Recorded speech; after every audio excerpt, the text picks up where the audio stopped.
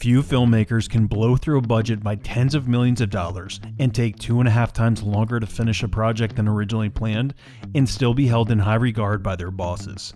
But when you are a singular talent such as Stanley Kubrick, the rules tend to bend a little differently in your favor. This is the story of Eyes Wide Shut and the longest film shoot in cinema history.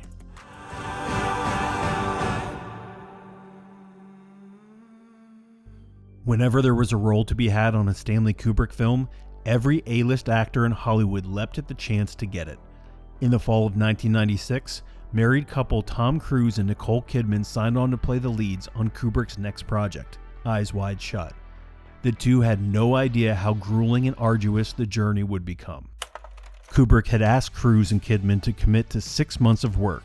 When they arrived in London, the couple fully expected to return to Hollywood by spring. Instead, they stayed on through the summer, fall, and another Christmas. Filming wrapped in January of 1998, but in May they were summoned back for months of reshoots. Altogether, they'd spent 15 months on Eyes Wide Shut, the Guinness World Record for the longest continual film shoot. Eyes Wide Shut is based on the 1926 novella Dream Story. Kubrick came across the work all the way back in 1968 while he was contemplating what to do after the completion of 2001: A Space Odyssey. During the 1970s, Kubrick considered hiring Woody Allen to play the protagonist. Then, in the 80s, he even thought of adapting the story into a sex comedy with a wild and somber streak running through it, and have Steve Martin as the star. The project was finally brought to life in the manner that we know it in the 90s.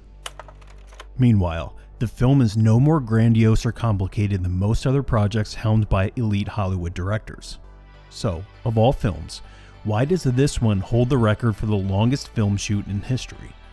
The answer is simple: because of Stanley Kubrick's legendary penchant for perfectionism. In order to reconstruct Manhattan's Greenwich Village while shooting at Pinewood Studios outside of London, Kubrick sent a designer to New York to measure the exact width of the streets and the distance between newspaper vending machines. Kubrick also refused to use studio lighting, forcing his cinematographer to shoot using only the available light resources on set. Hence, Christmas tree lights made some of the most dominant and playful lights to appear throughout the movie. If whatever available light was insufficient, Chinese paper ball lamps were used to subtly brighten numerous scenes. Kubrick obsessed over every last detail, inspecting each visual element in all fragments of the film. Everything was important, from the color of the furniture to the overall composition of elements that would designate whether some scenes were dream state or reality. The masks used throughout the film were inspired by real masked carnival balls visited by the novel's protagonist. Kubrick chose the appropriate mask for all characters on the set personally.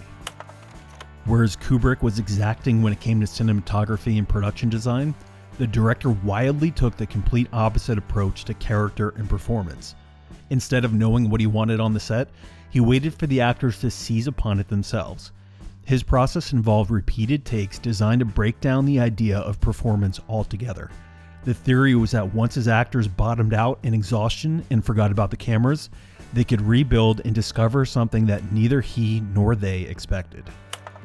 While filming The Shining, he'd put Jack Nicholson and Shelley Duvall through 50 takes just to figure out what he wanted. This eventually caused Duvall to suffer a nervous breakdown.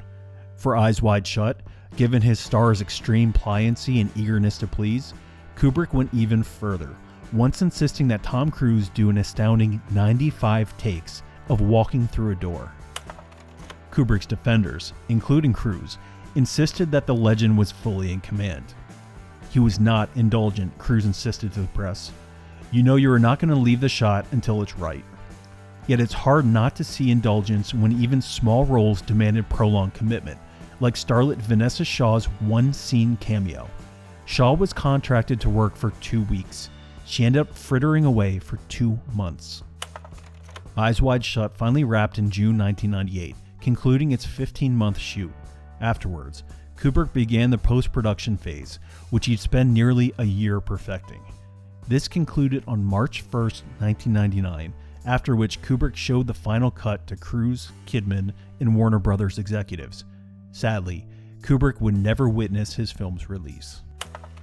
Just 6 days later, on March 7, 1999, Stanley Kubrick died in his sleep at the age of 70 from a heart attack. His funeral was held 5 days later at Childwickbury Manor, with close friends and family in attendance. Among those who gave eulogies were Steven Spielberg, Nicole Kidman, and Tom Cruise. He was buried next to his favorite tree on the estate. In her book dedicated to Kubrick, his wife Christiane included one of his favorite quotations from Oscar Wilde. "The tragedy of old age is not that one is old, but that one is young."